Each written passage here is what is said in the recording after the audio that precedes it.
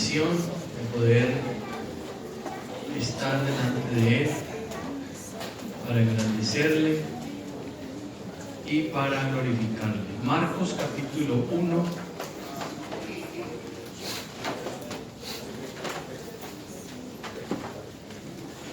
Gracias a Dios.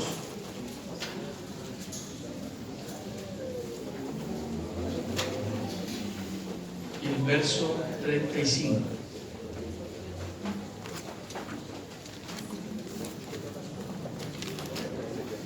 Marcos capítulo 1, verso 35, que dice: y levantándose muy de mañana, siendo aún muy oscuro, salió y se fue a un lugar desierto y allí oraba. Amén. Antes de tener la oración, éramos hermanos que oráramos al Señor de una manera muy especial por una necesidad que tenemos. Bueno, el suegro está bastante delicado de salud, está ahorita por urgencias, y el médico que lo estaba atendiendo, en medio de la atención que tenía, entonces le expresó a mi esposa la necesidad que tiene también de que Dios lo sane. Descubrieron un tumor en los pulmones, y entonces mientras estaba atendiendo al suegro, llama a mi esposa y me dijo: pidamos oración porque él se puso a llorar y tiene que ir a Medellín a que lo operen, y es una cirugía muy complicada, pero mi esposa le dijo: hay uno que es el médico de la vida. Él se llama Sebastián. Y vamos a orar al Señor por él. Él dijo: yo confío que Dios puede orar. Claro, es un ser humano, y aunque sea un médico, esa es una cosa pues secundaria. Aquí el que no es enfermo se llama Jesús. Bueno, Dios. Hablando de la grandeza de Dios, ¿cierto? Muy bien. Aunque las enfermedades son fruto del desgaste y del pecado, pero seguimos creyendo que Dios lo puede sanar. Entonces vamos a colocarlo en un momento en oración, y también al suegro que está bastante delicado de salud. Dios es bueno y para siempre su misericordia. Señor Jesús, te damos gracias. Estamos colocando delante de tu presencia, Señor, a este médico, Dios mío, que confía en ti. Se llama Sebastián, Dios mío, obra en este momento, Señor, sobre su cuerpo. Oh Dios, deposita la confianza en ti, mi Dios, igualmente sobre el suegro, mi Dios. Tú eres bueno, para siempre es tu misericordia, mi Dios amado, Jesús, Dios. Te damos gracias, Padre mío, Jesús, Dios, en tu misericordia, oh Dios, para tu honra y tu gloria, Jesús, Dios. Amén y amén. Siéntese, por favor, tengan la bondad. Saludamos al hermano Diego, que siempre nos acompaña cuando no está predicando por otros laditos, está aquí, y cuando no está también pues predicando aquí. Gracias a Dios. Al equipo de intercesión, este es un culto exclusivamente orientado a esta necesidad. Creo que tendremos que en algún momento hablar un poco de la oración en su contexto. Hoy solamente queremos como inquietarnos un poquito en este culto y hablar un poquito sobre este tema que se llama, para que lo diga el que está a su ladito, la oración disciplina olvidada. Disciplina olvidada. Bueno, deseo empezar, hermanos, diciendo que el apóstol Pablo es quizás uno de los escritores en la Biblia que utilizó más comparaciones, utilizó muchas metáforas. prácticamente las vivencias de Pablo, la vida de Pablo, lo llevaron precisamente a eso, a escribir desde lo que él veía.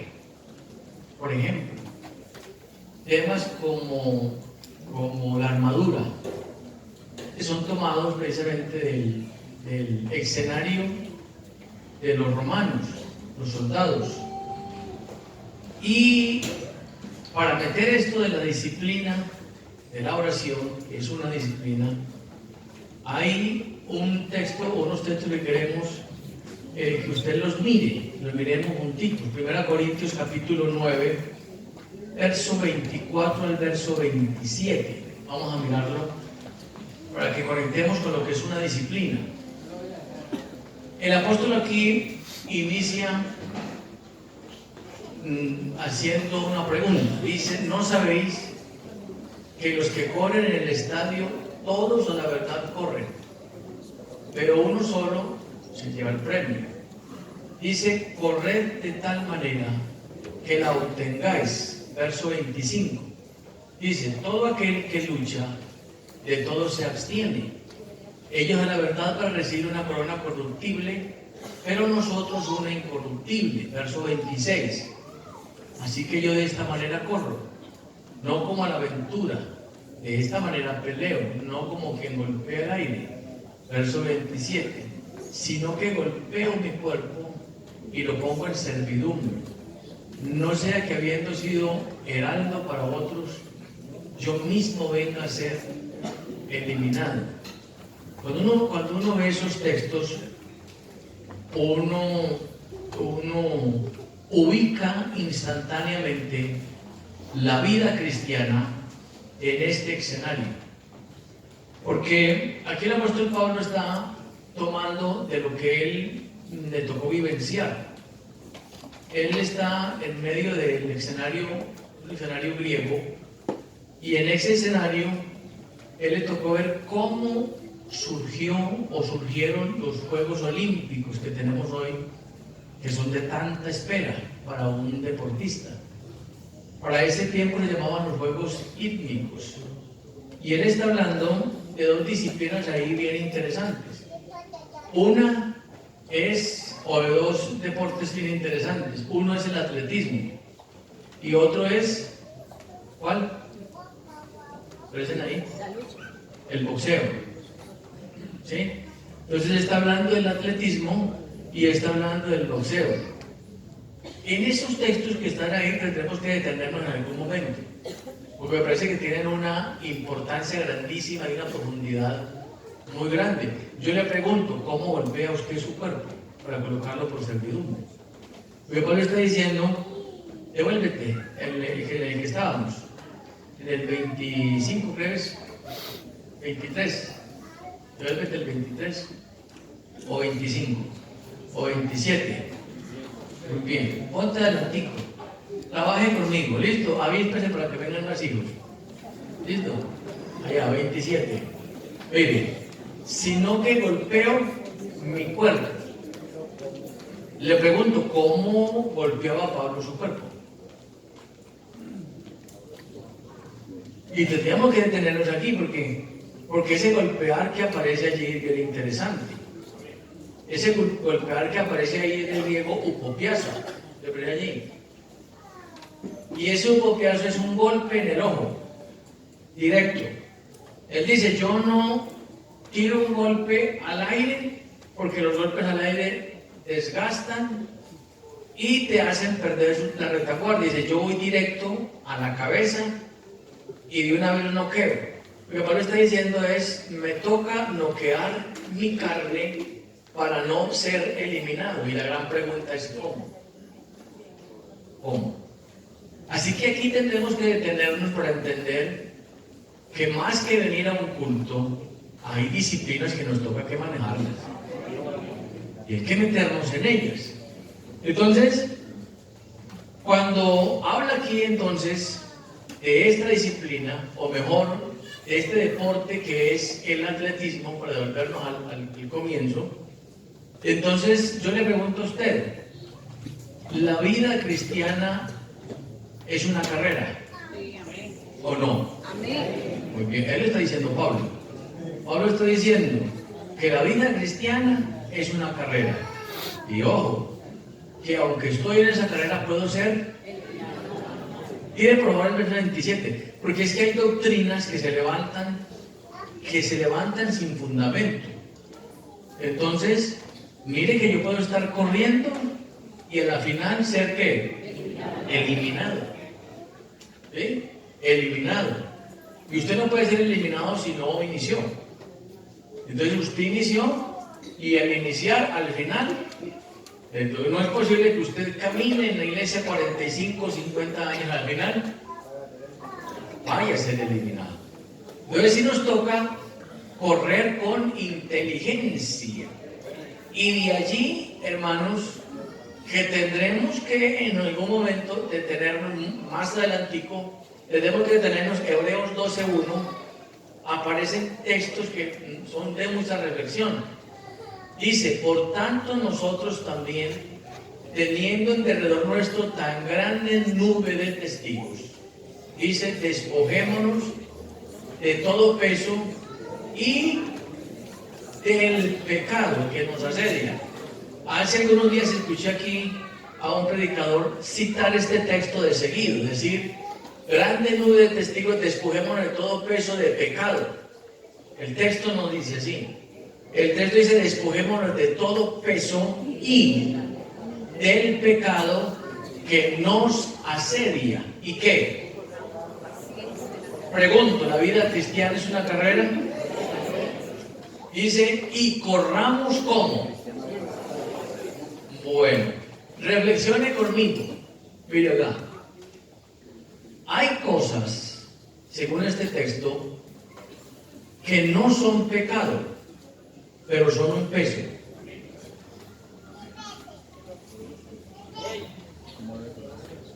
¿Sí? Dime. Ojo, mire. Hay cosas que no son pecado, pero se convierten en un peso. ¿Cómo corro yo con una maleta al hombro? Mire usted que a los soldados los entrenan con equipajes encima, con morrales para hacer. Pero ojo, imagínese usted un corredor, un competidor en los Juegos Olímpicos corriendo con una maleta llena de piedras. Tiene que correr con tenis especiales, porque tampoco es cualquier tipo de tenis, ¿sí? Tenis especiales. Tiene que correr con una indumentaria especial, lo más liviana que sea. Es más, para hacer deporte, para hacer ciclismo. Cosas tan sencillas, por ejemplo, como esa. Usted puede hacer ciclismo, pero hay que empezar porque usted necesita una bicicleta adaptada a usted. Si usted no tiene una bicicleta adaptada a usted está en desventaja con otro. Usted vaya, mire la bicicleta a Lucho Herrera, mire la bicicleta a Nairo Quintana para que vea que es una bicicleta adaptada a él. Pequeñito, chiquito y gordito, pero está adaptada a él. Y los otros tienen bicicleta más grande, más fuerte. Porque esto tiene unas cosas que son importantes. Le voy dejando la tareita. ¿Qué cosas pueden ser un peso en la vida nuestra que no son pecado, pero detienen que caminemos? Porque detienen que corramos y no son pecados, pero nos impiden correr. Pero una cosa es que usted corra liviano y otra cosa es que usted corra sin peso. Entonces, y ojo aquí, y no es Dios el que me va a despojar, me toca a mí. Mira el texto. Dice, despojémonos. ¿Quién? Nosotros. ¿De qué? De algún peso. De todo peso. Y aparte de eso, del pecado que nos asedia, para que corramos con paciencia la carrera que tenemos por delante. Quiere decir entonces que la vida cristiana es una carrera. Ahora le pregunto, ¿en una carrera usted tiene que correr con disciplina o no? Tiene que ser disciplinado. Tiene que ser disciplinado. Y si hablamos de los Juegos Olímpicos, por ejemplo, imagínese usted 4 años preparándose para competir a 4 años en futuro. porque es una preparación, y es una preparación día a día. Estaba escuchando esta semana que venía en el carro, que todo en la vida exige una disciplina. Y estaba escuchando la entrevista con uno de los mejores violinistas, y aquí estamos de alabanza, uno de los mejores violinistas del mundo en el momento. Y le preguntaron, señor alemán, ¿cuánto entrena o practica usted en el día con su violín? 12 horas diarias. ¿Y queremos cantar en alabanza? Y tenemos una disciplina para venir, y de pronto ni venimos, y queremos vocalizar bien. 12 horas. Y dijo él, es que para ser el mejor se necesita el más alto grado de sacrificio. Iglesia, le pregunto esta noche, lo que a Cristo le costó tanto, ¿a nosotros nos va a salir tan fácil?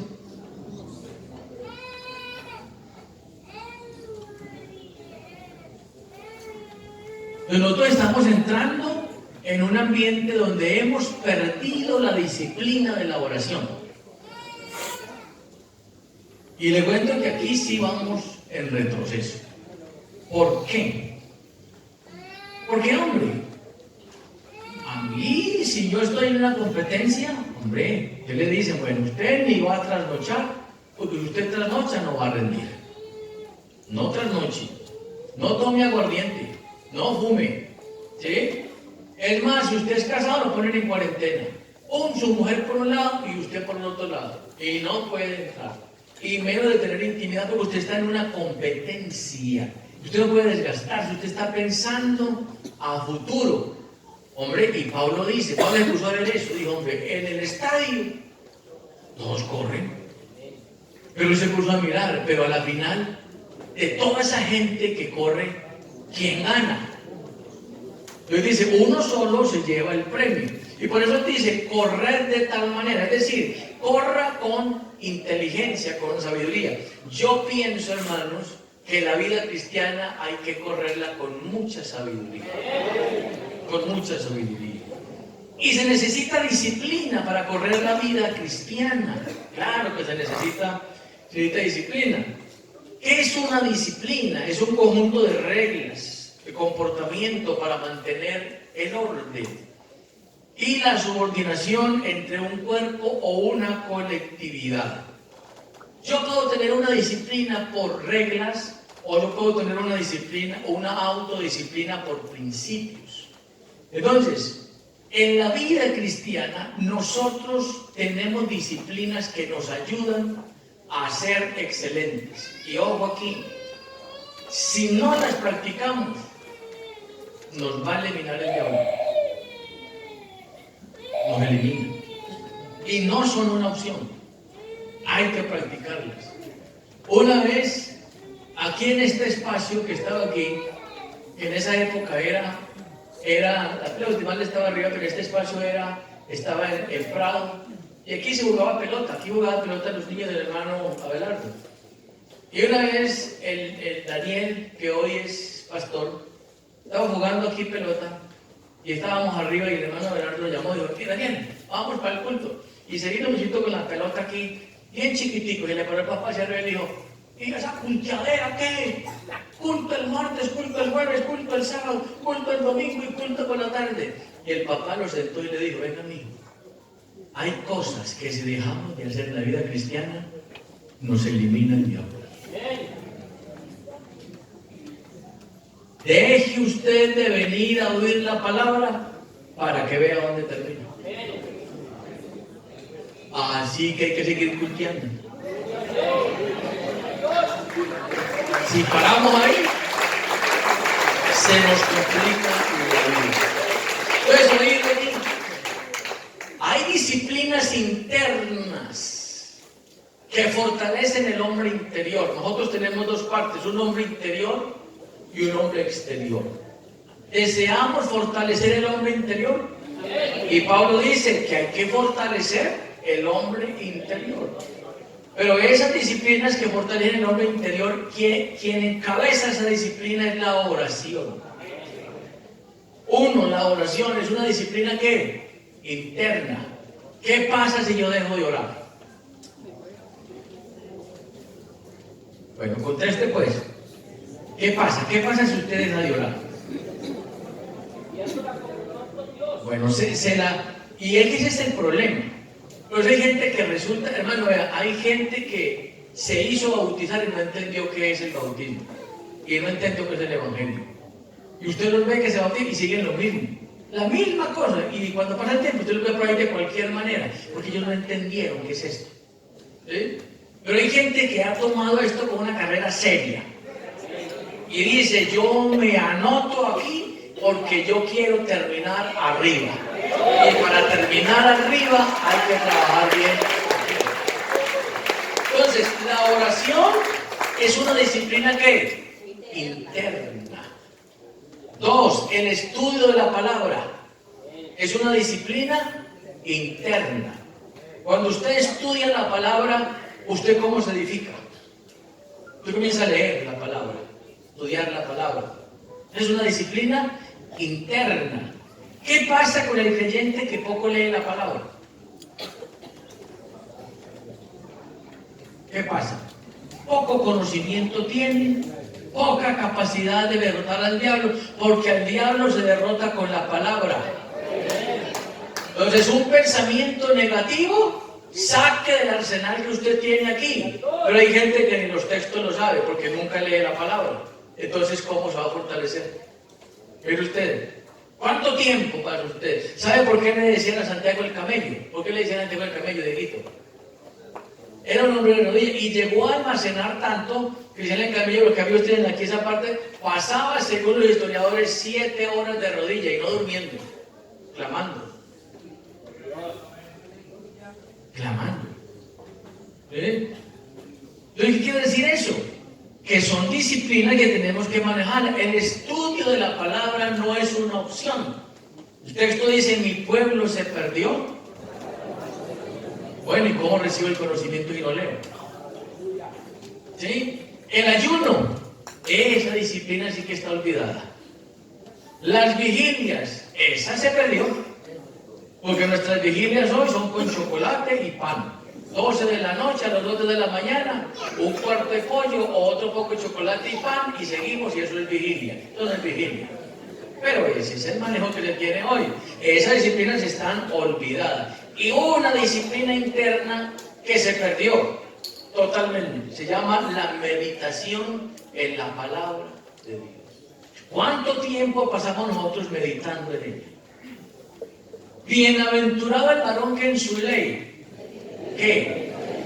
No que la lee, medita. ¿Sí? Y la meditación es un momento de reflexión, Señor.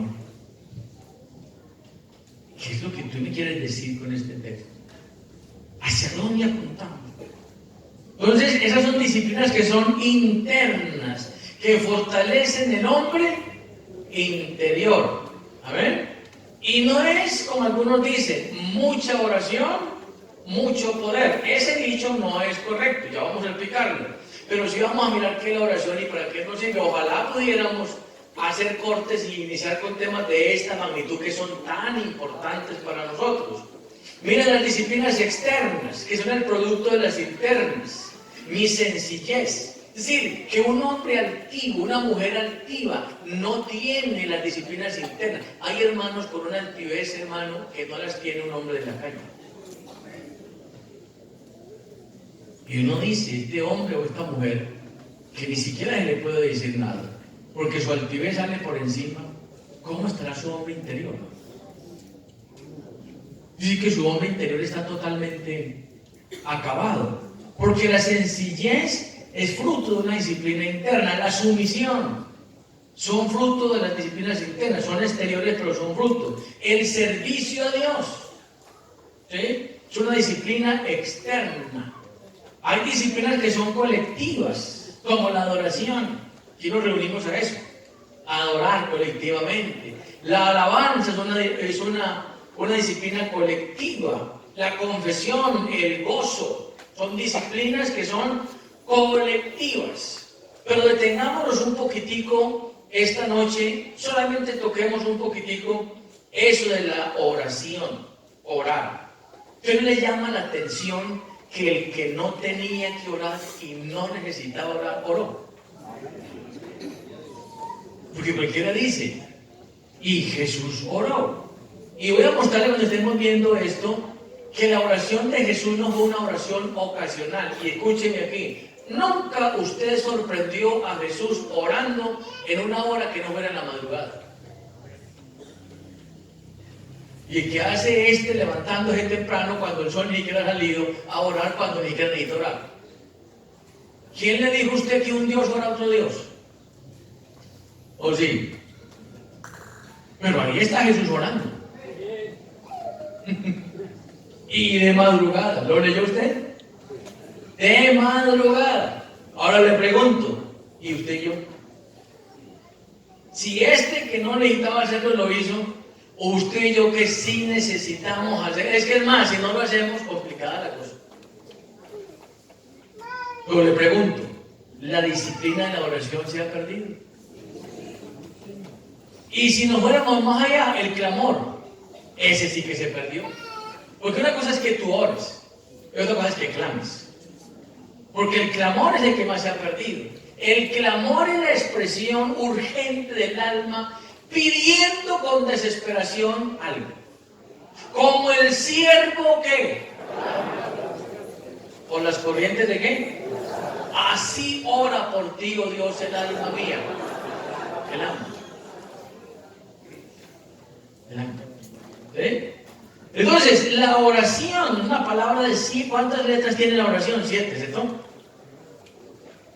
Pero era tan sencilla. ¿Qué es orar?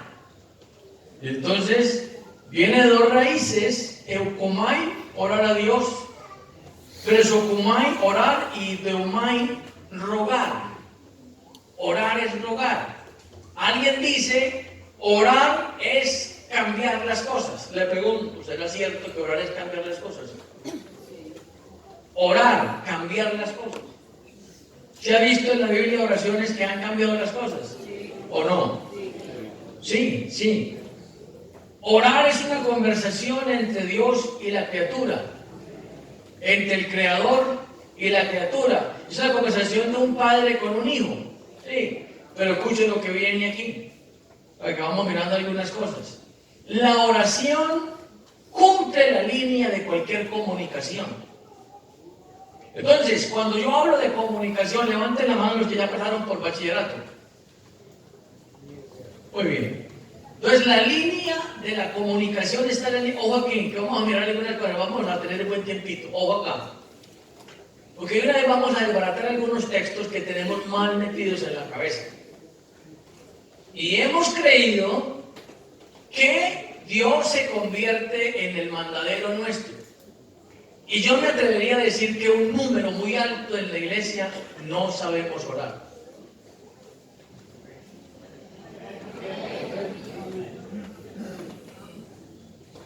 Y veremos luego si sabemos rezar. Pero orar, más bien poco. Y usted dirá, ¿cómo es la cosa? Eso lo veremos. Por eso hay un modelo. Y por eso los discípulos le dijeron a Jesús, enséñanos a qué. Porque ellos lo sabían. ¿Sí? Entonces, para orar bien, hay que saber orar. Porque usted resulta pidiéndole a Dios cosas que si usted supiera orar, no las pediría. Porque sabe que no tienen sentido. Pero como no sabemos orar, entonces nos metemos por el lado que sea y resulta que Dios nos dice que hay un modelo para saber orar. Amén. Entonces la oración, esta línea de comunicación tiene esa línea. En todo diálogo hay 4 cosas. Primera, Dieguito. Primera, en todo diálogo hay 4 cosas. Bachillerato. Primera, hay un emisor, ¿sí? Que es la persona que habla. Que habla. No hablamos de mensaje todavía. Que habla. ¿Sí? Que habla. Hay un qué? Un receptor. ¿Qué es la persona que qué? Escucha. Que escucha o que recibe. Sí, que recibe. ¿Hay un qué? Un canal. Hay un canal. Y hay un mensaje. Esas cuatro cosas están en la línea del diálogo. Concentradito aquí. Para que usted mire que la oración no tiene poder. Ojo aquí. Es que nos convertimos en gente, decimos que la oración no tiene poder. Es decir, mucha oración, mucho poder. Hay gente que ora mucho, pero es que no está por allí. ¿Sí? No está por allí. Entonces, cánticos como el poder del cristiano está en la oración, no es cierto. ¿Qué más? No es cierto. Vamos a mirar qué es la oración y vamos a mirar quién tiene el poder. Porque si la oración, el poder la tiene la oración, entonces, ¿para qué Dios? Entonces, si yo soy el que emito o el emisor, de entrada, quien ora tiene que saber a quién le ora. Concentraditos aquí. ¿Sabe usted a quién le ora? ¿Sabe a quién le ora? Entonces, cuando usted ora, sabe a quién le ora. ¿A quién le oramos? A Dios. Es lo que dice Hebreos. Porque es necesario que el que se acerca a quién? A Dios. Crea que ¿qué? Que le hay. ¿Y qué más? Y que es galardonador de los que ¿qué? Bien. Entonces ya tenemos una línea. Hay alguien que está necesitado, usted y yo. ¿Estamos necesitados hoy de Dios? ¿Mañana? ¿Y en un año? ¿Y en 2? ¿Y en 3? ¿Y en 4? ¿Y en 5? ¿Y en 10? Muy bien. Yo lo necesito a Él. Yo dependo de Él. Él no depende de mí. Yo dependo de Él. Entonces yo sé que soy el que hablo, Él es el que recibe. Amén. 3, ojo aquí. El canal que yo utilizo es la oración. La manera es de comunicarme con Él a través de ¿qué? De la oración. Y el mensaje es lo que yo le voy a decir. ¿Sí? Y ojo aquí. Dios no está obligado a que todo lo que yo le diga o le pida, Él me lo conceda. No, señor. ¿Sí? La razón, Él es soberano. Entonces le pregunto, ¿hay oraciones que son positivas y hay oraciones que son negativas para nosotros? Dios me puede decir no, o me puede decir sí. Puede decir no, o me puede decir sí. Lo que pasa es que nosotros siempre queremos que nos diga sí. Entonces, alguien preguntaba, pastor, ¿y qué hacemos entonces con algunos textos que aparecen en la Biblia, como el de Mateo 21 y 22? Tirémoslo allí. Mateo 21, 22. Respondiendo, Jesús les dijo, de cierto os digo que si tuviereis fe y no dudaréis, no solo haríais esto de la higuera, sino que si a este monte dijeres, quítate y échate en el mar, será hecho. Verso 22. Y todo lo que pidiereis en oración creyendo, lo recibiréis. Pero esto que está aquí, tiene un condicional. Yo le pregunto, ¿usted alguna vez ha pedido en oración creyendo algo y no lo ha recibido? Claro. ¿Cuál es la razón? Porque aquí volvemos a tocar el tema que hay una voluntad que es soberana para mí. Y es la voluntad de Dios. Creo que tendremos que pasar mucho rato los domingos diciéndole o explicando a la iglesia cómo conozco la voluntad de Dios. Me parece interesante eso. ¿Por qué? Porque es que es allí donde está el secreto. Entonces yo no puedo pedirle a Dios cosas que no están en su voluntad. Y si no están en su voluntad, por mucho que yo se las pida, no me las va a dar. Primero de Juan, capítulo 5 y el verso 14. Por eso, hermano, mire, vea, por favor, mírenme acá todos, por favor. Le hemos dicho una y mil veces, tenga cuidado con las cosas que hace. Tenga cuidado con sus acciones, tenga cuidado con sus decisiones, que si usted toma decisiones sin consultar con el rey, va a fracasar. Todos escuchan gente teléfono sonar de gente, hermano, fracasada, porque usted no ha aprendido todavía este secreto, mire, y esta es la confianza que tenemos en Él, que si pedimos alguna cosa conforme a su voluntad, Él nos oye. Yo lo que está diciendo es que si lo que estoy pidiendo no está conforme a su voluntad, pues Él me va a decir, hágase cuenta que yo no te estoy viendo. Porque el secreto está allí. Ahora le pregunto, ¿nos interesa saber cuál es la voluntad de Dios? Amén. Porque ahí es donde está el secreto. Entonces, en la medida que yo entiendo eso, entonces voy a entender que mi oración tiene que estar ajustada a esos parámetros. Ahora sí, una oración ajustada a esos parámetros, entonces vamos a entender que podemos tener una respuesta de parte de Dios, así sea negativa. Porque Pablo oró y oró fervientemente. Yo le pregunto, ¿tenía Pablo la fe en Dios? Su fe natural, la fe de él, ¿la tenía puesta en Dios? ¿No? Si era un apóstol, tenía su fe natural puesta en Dios. Y le pregunto, ¿clamó a Dios? Porque él clamó a Dios pidiendo sanidad para su cuerpo. Sí. ¿Una vez? Claro. ¿2 veces? Claro. ¿3 veces? Claro. Muchas veces clamó. ¿Y qué le dijo el Señor? No es mi voluntad, ¿qué? Sanarte. Porque lo que está diciendo es, si yo te sano aquí hoy, ¿qué pasaría en 5 años contigo? Él sí sabe qué va a pasar allá. Yo no sé. Por eso, hermano, a nosotros nos toca que pasar las cosas paso a paso. Pero Dios no es un Dios de paso a paso. Dios ya sabe lo que viene allá.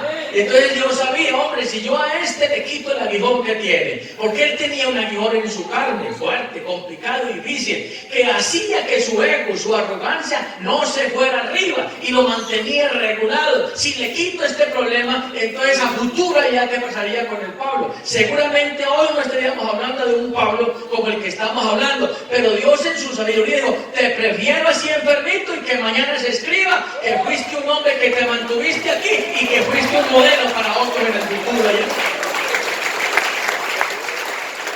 Así que habrán cosas que no podemos entender, pero si Él dice que no es por ahí, no es por ahí. Así que no nos metamos por donde Dios dice que no nos metamos, porque nos vamos a meter por donde dije que no, la consecuencia será funesta. Y oído aquí a lo que viene una cosa interesante. ¿Hay razones para orar? Y tendremos el tiempo en algún momento porque es que hay textos, hermanos, que me parece que son de suma importancia para nosotros.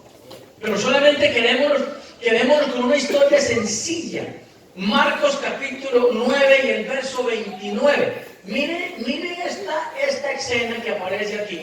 Mejor tírela usted desde el versículo 14. Marcos 9, 14. Tírela desde el verso 14 para que usted vea esta escena que aparece aquí. Dice, cuando llegó a donde estaban los discípulos. ¿Quién? ¿Quién llegó donde estaban los discípulos? Bueno, ¿cuántos discípulos estaban allí? Pero lo pongo en el contexto. Este texto se da días después de que Jesús se transfigura en el monte de la transfiguración, se transfiguró en presencia de 3. ¿Quiénes fueron? ¿Fueron quiénes? Pedro, Juan y Jacobo. Esos 3 subieron con él, ¿dónde? Oiga, interesante eso de subir con él. ¿Subieron dónde? Al monte. Y en presencia de esos tres, ¿qué hizo Jesús? Tornó su rostro en otro rostro. Ellos se quedaron extasiados. Digo, qué maravilla esto, qué hermosura. Hagamos aquí unas enramadas y quedémonos aquí. Pero era un momento simplemente. Al pasar los días, 2 días básicamente, Jesús descendió con estos a donde estaban los otros, ¿qué? ¿Cuántos se habían quedado? 9. ¿Y cuántos habían subido? 3. Entonces Jesús bajó con los 3 a donde estaban los otros discípulos, los otros 9, ¿sí? Y se encontró con una escena. Vio una gran multitud alrededor de ¿quién? De los 9. De los 9 que se habían quedado. Porque Jesús estaba arriba con los otros 3. ¿Cómo aquí? Alrededor de ellos. Y escribas que disputaban ¿con quién? Con los 9. Verso 15. Mira, interesante esto. Y enseguida toda la gente viendo. Es decir, estaban aquí con los 9. Pero cuando vieron que venía Jesús, dejaron a los 9 y se sentaron con el jefe. Con este es mejor. De una de ustedes por aquí mismo y ahora con él. Se sentaron con él. Viéndole se asombró y corriendo a él le saludaron. Verso 16. Y les preguntó, ¿qué disputáis con ellos? Preguntó Jesús, verso 17. Y respondiendo uno de la multitud dijo, maestro. Esa palabra maestro lo hace con reverencia. Traje a ti mi hijo, que tiene un espíritu mudo, verso 18, el cual donde quiera que le toma, le sacude y le echa espumarajos y cruje los dientes y se va secando. Y dije a tus discípulos, ¿a cuáles? A los 9 que se habían quedado. Le dije que le echaran fuera y ¿qué? Bueno, le pregunto aquí rapidito. ¿No era una señal de que un apóstol echara fuera demoniados? Y hay gente afuera que dice, movimientos, el apóstol fulano. Escúcheme aquí. Hoy no tenemos apóstoles en ese contexto. Porque uno de los requisitos para ser apóstol era que tenía uno que haber visto el ministerio de Jesús desde que él empezó su ministerio en el bautismo hasta que murió y resucitó. Era una de las señales. 2, que echara fuera ¿qué? Demonios. 3, que resucitara ¿qué? Muertos. Y eso era normal. Digo, vea, aquí lo traje y no fueron capaces. ¿Qué pasa, Señor? Mira el verso 19. Y respondiendo él les dijo, generación incrédula, ¿hasta cuándo he de estar con vosotros? ¿Hasta cuándo os he de soportar? Traédmelo. Y ojo aquí, que no es una simple historia sencilla. ¿Sí? ¿Por qué? Porque este muchacho era un hijo único de ese Señor. Cuando usted lee los evangelios sinópticos, ¿cuáles son los evangelios sinópticos? Mateo, Marcos y Lucas. Es decir, muestran las mismas escenas desde una óptica distinta. Hay cosas que dice Mateo que no te va a decir Marcos. Y hay cosas que dice Marcos que no te va a decir Lucas. Y hay cosas que dice Lucas que no te va a decir quién Marcos. Por ejemplo, Marcos dice que este muchacho, simplemente dice que era un muchacho, pero cuando usted mira Lucas capítulo 9, verso 38, devuélvase por favor, Lucas 9, 38, mire lo que dice, rapidito con sus deditos, amigo. Lucas 9, 38, ve lo que dice. Y he aquí un hombre de la multitud clamó diciendo, maestro, te ruego que veas a mi hijo, pues es el único. Eso lo dice Lucas, pero no dice quién. Marcos. Marcos dice que era un hijo, pero aquí ya Lucas dice que ese hijo era ¿qué? Único. ¿Usted no ha notado que Dios tuvo un interés especial en los únicos hijos? No notó eso. El hijo de viuda de Naín era único. El de Jairo era único. Este era único. Era único. Único que tenía. Y ojo aquí. Este dice que tenía un espíritu. Mire lo que dice Mateo 17:15. Vean lo que dice Mateo 17:15. Miren lo que dice de este joven. Mateo 17 y el verso 15. Míralo rapidito, amigo. Dice, Señor, ten misericordia de mi hijo que es ¿qué? Lunático.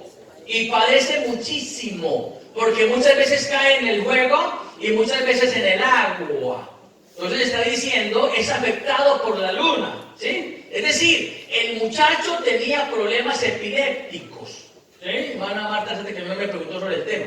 Era un muchacho que tenía 3 problemas. 1, tenía problemas de epilepsia, pero 2, tenía problemas con los demonios, porque un demonio lo tenía mudo y lo obligaba, lo tiraba al suelo, mire, lunático y con problemas de demonios. Y ese muchacho lunático, con problemas de demonios, con epilepsia, se lo trajeron a los 9 y los 9 no fueron capaces. Y como no fueron capaces, se lo pusieron a Jesús. Y cuando se lo pusieron a Jesús, volvamos al texto, entonces Jesús les dice, generación incrédula, ¿hasta cuándo estaré con vosotros? Devuélvete al texto inicial, al de Marcos, por favor. Marcos 9, donde estábamos ahorita. Ahí está. Oh generación incrédula, ¿hasta cuándo de estar con vosotros? ¿Hasta cuándo os he de soportar? Tráeme. Verso 20, él lo viene acá. Y se lo trajeron. Y cuando el Espíritu vio a Jesús, ¿qué pasó? Oiga, y le cuento que de paso vamos a sacar un tiempito porque necesitamos enseñar cómo se hace una liberación. Porque tenemos un desconocimiento total en la iglesia pentecostal de cómo se hace una liberación. Creemos que liberación es gritar. No tiene nada que ver con liberación. Y por eso es que muchos demonios aporrean a la gente. Porque si algo sabe un endemoniado es cuánto tiene otro de Dios. Yo le pregunto, ¿sabrá el diablo cuánto? Y no mete corbata.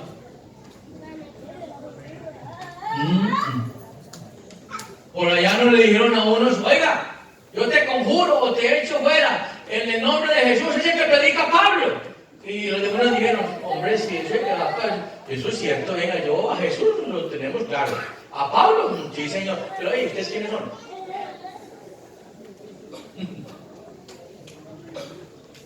Porque ¿quién cree que el nombre de Jesús es un nombre mágico? Que simplemente con el invocarlo ya listo, un momentico.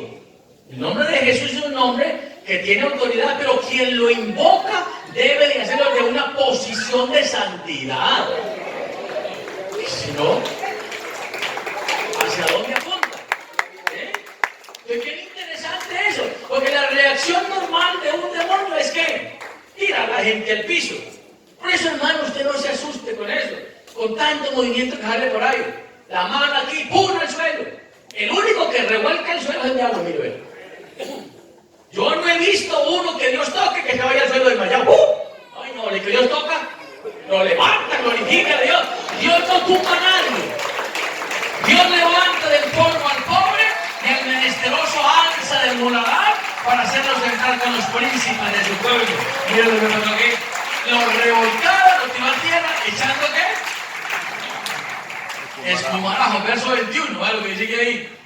Jesús preguntó al Padre, ¿cuánto tiempo hace que le sucede esto? Le pregunto, ¿no sabía Jesús cuánto tiempo hacía que le sucedía eso? ¿Por qué le preguntó? Porque hay cosas que están ahí, pero no las detenemos. Él sabía cuánto tiempo hacía. ¿Qué quería? Que él como papá recapacitara y entendiera cuántos años llevaba el diablo acabando con su muchacho y secándolo para que cuando él hiciera el milagro fuera agradecido. Ojo con la doctrina del agradecimiento. Por eso el salmista dice, bendice alma mía Jehová y no olvides ninguno de sus beneficios. Necesitamos una iglesia agradecida con el que nos salvó, con el que nos libertó. Agradecimiento.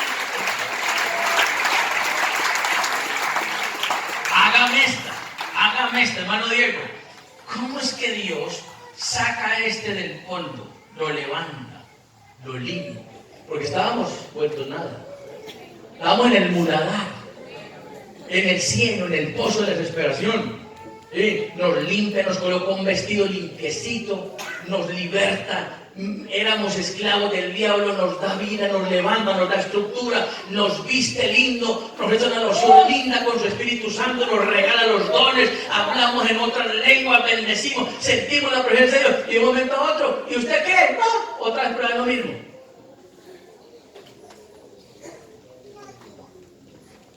Delicado. ¿Conoce usted gente que habló en lenguas, que fue bendecida y ya no están? Y ojo que lo peor es que están hablando mal del Evangelio y de Cristo. ¿Qué quiere decir eso? Que el hombre por principio es ¿qué? Por eso esta noche, y no olvides ninguno de sus. Yo le pregunto, ¿hay alguien aquí que esté bendecido a través de la obra de Cristo y que tenga un beneficio de esa obra en su vida? Que no se nos olvide eso nunca. Eso no se puede olvidar. Y le dijo, desde niño le pasa eso. Verso 22, miren lo que viene. Y muchas veces, ¿será cada cuánto? Muchas veces. ¿Usted ha visto a la gente que tiene problemas de epilepsia? Sí. Van por la calle, donde no empieza, pum, contra el piso, le revientan la nariz, le revientan la boca, le revientan todo. ¿Usted no lo ha visto? Es una enfermedad normal. Pero este tenía la epilepsia y tenía la posesión del demonio. El lado estaba grave. Se estaba secando, miren, y muchas veces le echan el juego, en el agua, para matarle, porque el diablo vino para matar, hurtar y destruir. Ojo lo que viene, punto y coma. Pero si puedes, ¿cómo ve usted ese señor? ¿Ah? ¿Cómo lo ve? ¿Cómo lo ve? ¿Mal o bien? Complicado. Qué distinto con el leproso, que le dijo al Señor, Señor, si quieres, ¿puedes qué? Limpiarme. Lo que está diciendo es, tú tienes todo el poder, basta que quieras. Pero usted le dice, si puedes, como quien dice, si tienes el poder para hacerlo, ¿sí? Si puedes hacer algo, ten misericordia de nosotros. Y mira lo que dice el verso 23. Y Jesús le dijo, si puedes creer. Es como la voltea. ¿Puedes creerlo? Si puedes creer, al que cree, todo le es posible. Pero ese todo le es posible es el que está en el propósito de Dios. E inmediatamente el padre del muchacho clamó y dijo, creo, ayuda a mi incredulidad. Ojo con los pecados de muerte. Aquí aparece uno, la incredulidad. Es un pecado de muerte, mira lo que aparece. La incredulidad, verso 25. Y cuando Jesús vio que la multitud se agolpaba, esperó que llegaran, reprendió al espíritu inmundo. Ojo que no le puso las manos encima. Sobre un endemoniado no se ponen las manos. Se reprende. Reprendió al espíritu inmundo, el espíritu mudo y sordo. Yo te mando, sal de él y no entres más en él. Le pregunto, ¿y por dónde se fue ese demonio? Porque salió de él. Se fue. No entres más en el verso 26. Entonces el espíritu clamando lo sacudió con violencia, salió y él quedó como muerto, de modo que muchos decían, está muerto. Verso 27. Pero Jesús tomándole la mano le enderezó y se levantó. Verso 28. Cuando él entró en casa, sus discípulos le preguntaron aparte, venga hermano, ¿por qué nosotros no pudimos echarle fuera? ¿Dónde está el problema? Verso 29. Él les dijo, este género, iglesia de Cuba, mire acá por favor, este género, los demonios están clasificados por rangos. Unos más alticos que otros, otros más complicaditos que otros, y aquí están. Pero este género del pecado, con nada puede salir sino con saco, corbata y venir al culto.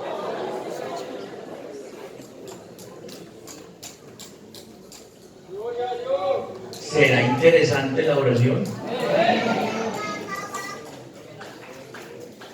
¿Sí no con qué?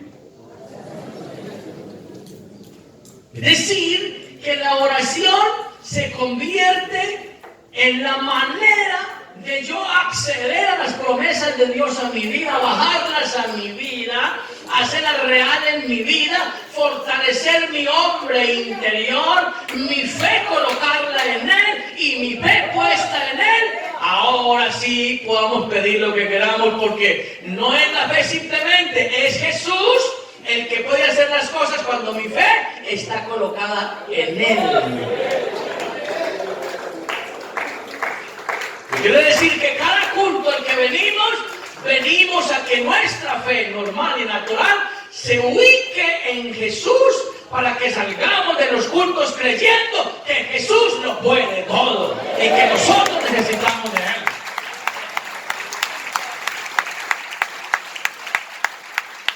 Lo que el Evangelio hace es que direcciona nuestra fe y la ubica ¿en quién? En Jesús. Entonces uno escucha que el Evangelio produce fe. El Evangelio lo que hace es que la fe nuestra la direcciona y la ubica ¿en quién? En Jesús. Porque cuando vinimos a Cristo teníamos fe, ¿o no? Nacemos con fe, claro, con la capacidad de creer ¿en qué? En lo que sea. Aquí hay gente que vino y creía en una estatua grandotota, otros creían en el Cristo y lo tenían amarrado aquí en el tobillo, otros tenían el taxi colocadito allí. En tantas cosas tenía su fe, pero esa fe era una fe ¿qué? Muerta, vana, no funcionaba. Pero cuando conocimos a Jesús, el Evangelio, ¿sabe qué hizo el Evangelio? Direccionó nuestra fe y la ubicó en el sitio correcto, la puso en Cristo, puesto los ojos en Jesús, el autor y consumador de la fe. Una iglesia con los ojos puestos en Jesús podrá clamar y ese Cristo podrá hacer cosas grandes en la vida nuestra, pero si está la fe allá.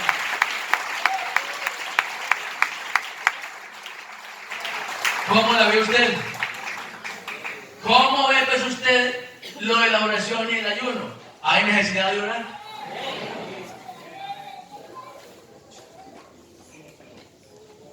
¿Cómo la ve usted? Ahora le pregunto con sinceridad, ¿es una disciplina olvidada?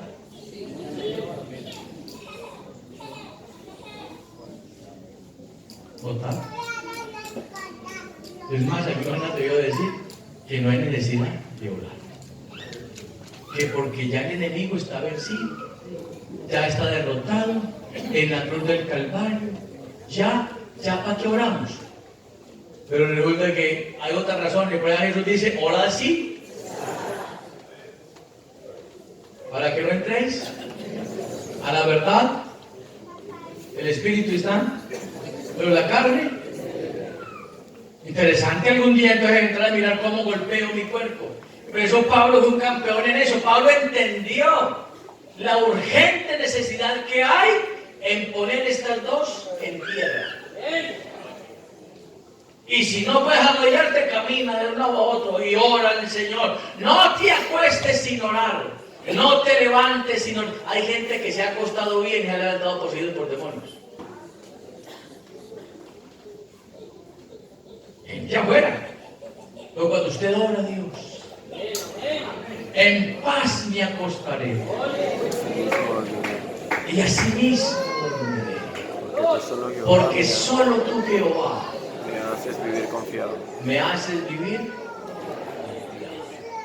Venga lo que venga, nuestra vida está escondida en Cristo. Dígale que está a su lado. ¿Nos interesa orar?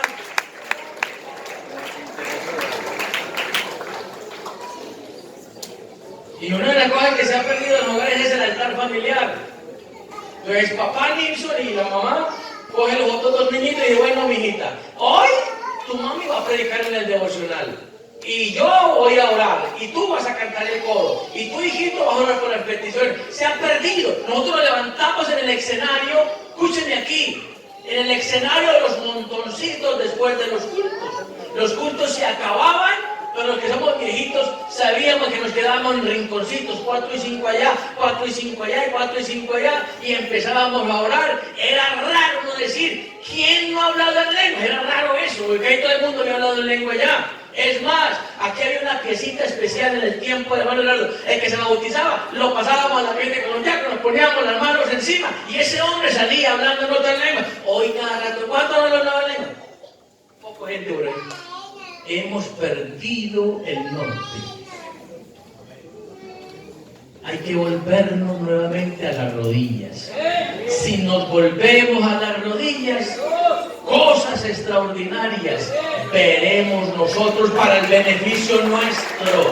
Porque orar no le conviene a Dios, orar me conviene a mí, porque establezco mi relación con Él. Y cuando yo pueda pedir, hermano, vea, no, por favor, no esperemos un momento difícil para clamar. No esperemos un momento duro para tirarnos al piso. No, ahora que tenemos salud, ahora que podemos, postrémonos de rodillas para cuando venga el momento difícil, Dios diga, reconozco a ese hombre. No es ocasional, no me busca en el momento complicado, me busca de tiempo completo. Y como me busca de tiempo completo, voy a inclinar mi voluntad para Él, para solucionar el problema que Él tiene. ¡Que le aman los justos! Y Jehová los oye. Yo quiero pedir el favor. Alguien que esta noche diga, reconozco que bajé en mi oración. ¿Hay una mano por ahí que se levanta?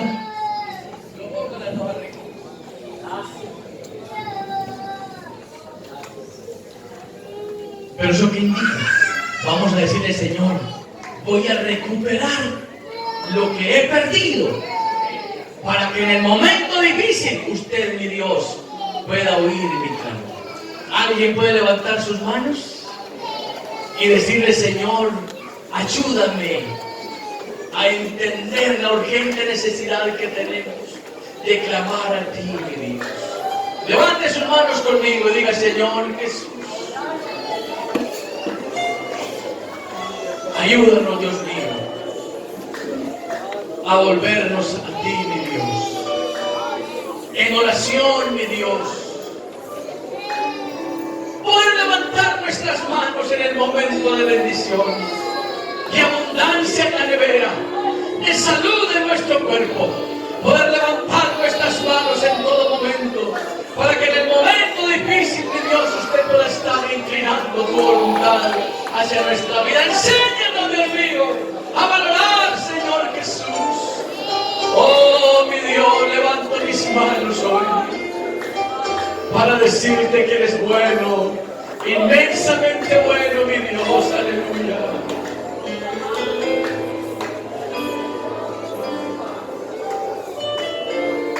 Aleluya, aleluya, aleluya.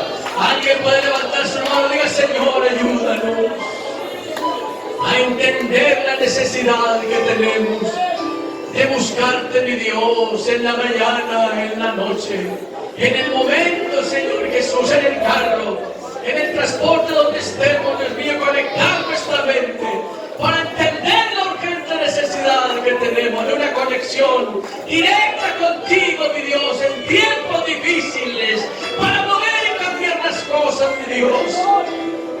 Oh, aleluya, aleluya, aleluya, aleluya. Levante sus manos conmigo mientras cantamos esta verdad. Todo es posible. Aleluya, aleluya, aleluya. Si puedes creer,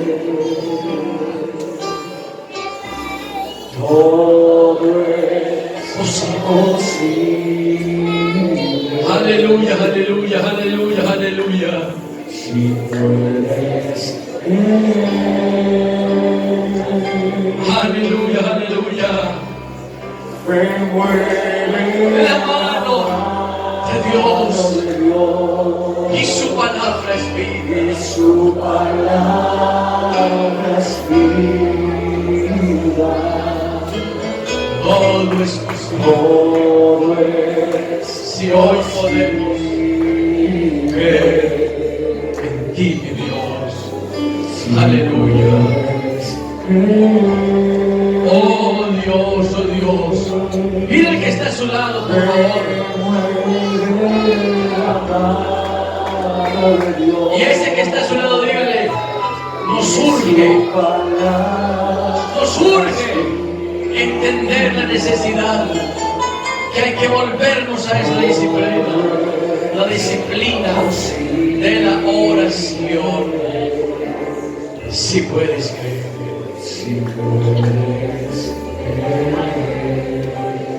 Levante sus manos conmigo y digamos: Señor, te damos gracias esta noche por tu palabra maravillosa, Señor Jesús. El tiempo, la modernidad, los recursos y tantas cosas nos han apartado de ti, mi Dios. Pero qué bueno esta noche entender que necesitamos volvernos a ti en el clamor. Oh Dios, seguimos creyendo que tú eres bueno y para siempre es tu misericordia, mi Dios amado. Den un abrazo al que tiene a su lado y dígale: Dios le bendiga. Ayuno el miércoles, jueves culto en la noche, sábado, y seguimos congregándonos, seguimos orando, seguimos leyendo la palabra, seguimos buscando a Dios en oración.